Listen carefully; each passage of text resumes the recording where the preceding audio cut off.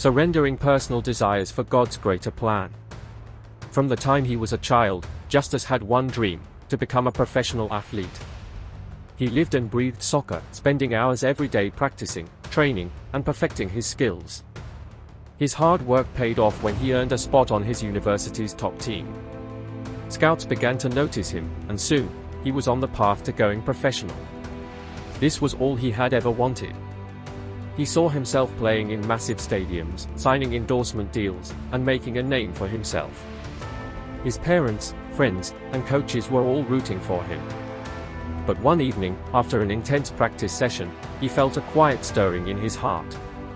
As he prayed, he heard a whisper he wasn't expecting. "Lay it down." Justus froze. "Lay what down, Lord?" He knew the answer before he finished asking the question. His dream. The thought terrified him. Soccer wasn't just a sport to him, it was his identity, his purpose. How could God ask him to walk away from something he had dedicated his entire life to? For weeks, he wrestled. He tried to push the thought aside, telling himself that he could honor God and still pursue his dream. But the more he prayed, the more he realized that he was holding onto his plans, not God's. One night, as he read Genesis 22, he saw himself in Abraham's story. Isaac was Abraham's greatest desire, and God asked him to lay it on the altar. Would Justus do the same? Tears filled his eyes as he whispered, "Lord, I trust you. If you want me to give this up, I will." The pain of surrender. Walking away from soccer was one of the hardest things Justus had ever done. People thought he was crazy. His coach was furious. His friends mocked him. Why would you throw away your future? He didn't have a clear answer, only that God had called him to something different. But deep inside, he knew he had obeyed. Days turned into weeks, and he struggled with doubt. Did I make a mistake?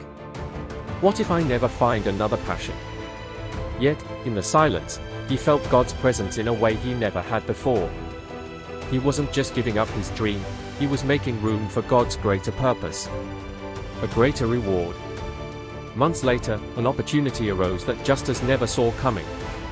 His church was launching a youth mentorship program, and they needed a leader.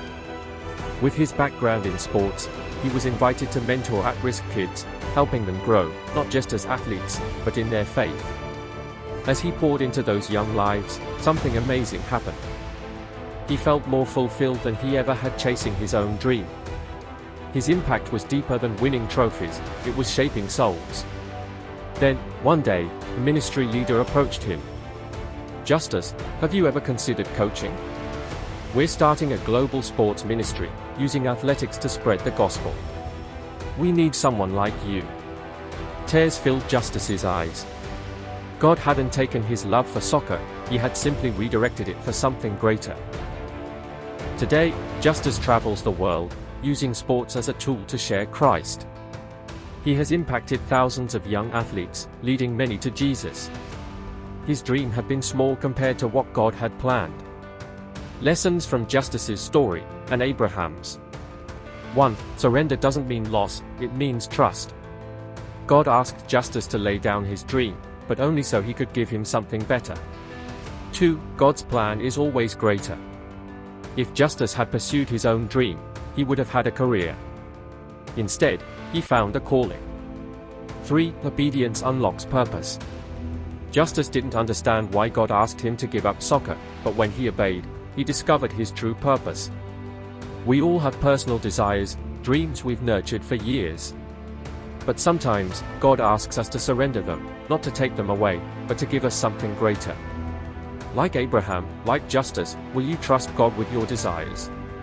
Will you lay them on the altar?